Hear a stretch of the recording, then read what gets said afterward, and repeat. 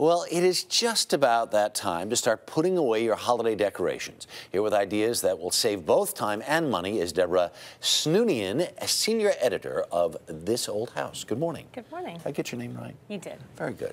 All right. You know, honestly, you start debating. This is the week you're sitting and you're looking at the tree. You keep feeling the needles. Are they dry out? And you don't want to wait till New Year's, or you want to do it now? And you know, do you really want the holidays to be over yet? Right. So, no. Now, exactly. Right. None of us do. But you know, basically, this is a time to start thinking about those things. Maybe get some things out of the attic, or you know, you have a lot of things laying around the house from your gift items and things that can help you actually store ornaments, so they're not going to break, and it's going to save you time and money next year, so that when you open up the box, you're not dealing with a mess of broken a little organization lights and goes a long way when it comes down, especially when you start. Let's start with the Christmas tree. What's the best procedure for dismantling it? Right. Well, start with the ornaments, and you really kind of want to do this by size and breakability. So start with sort of your larger breakable ornaments. You can wrap them in tissue paper you have left over from your gifts and things, and put them in a sturdy box. You know, line them up neatly. You know, do them in layers. You can use an old gift box for this if it's sturdy enough. This one's got kind of tall sides. If you would prefer to buy something a little, you know, if you feel nervous that this is maybe not sturdy enough, you can buy like an underbed box or a plastic storage box to put these in.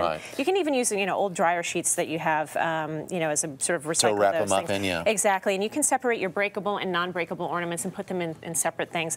Label these if they're not clear, so that you'll easily find them next year. Yeah, I'll tell you, this is what we've been doing this for years. We got all these giant plastic boxes. Exactly.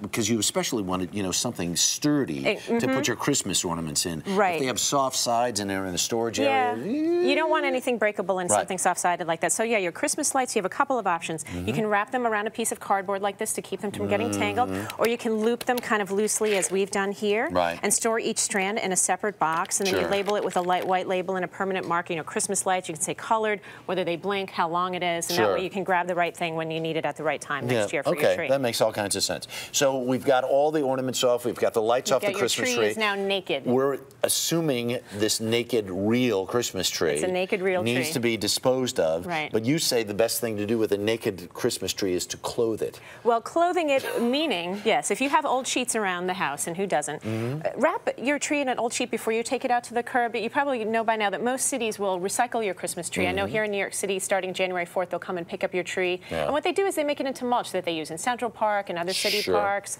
So but the sheet will help you from getting the needles like all over the house. So you just have that one area that you need to vacuum up where the tree was. But the thing you need to remember, though, once you get it outside, to take the sheet off. Yes, take the sheet off. They don't want it wrapped in the sheet at the curb. They won't take it that way. On the other hand, if your city sanitation department does not accept trees, you can use it as mulch in your own garden. So here you can cut the branches into small pieces. You know, these decompose, and they actually have a really good nutrients. If you've got a vegetable garden or a flower garden, you can just spread them on the beds right there. So you don't need to really have it all chewed up and everything? You don't have to have it super chopped up. About the size here that we're showing would be good for that. And a third thing, if you have a green thumb and you grow plants that are kind of leggy and need a little bit of support, you can take one of the branches from your tree and use it as sort of a natural plant stake. Here we just have it resting against the leggy, you know, stalk here. If you need to tie it, you can use, you know, dental floss or spare string or something like that. So there's, you know, the end of your Christmas tree could be the beginning of a new use someplace else. I like the very idea of that. Like the recycling aspect. All right, so here's your wreath. Are we talking about a real wreath or artificial one? This is an artificial wreath, and this is a really simple thing. Again, this is where your old sheets come in handy, so don't throw those things away.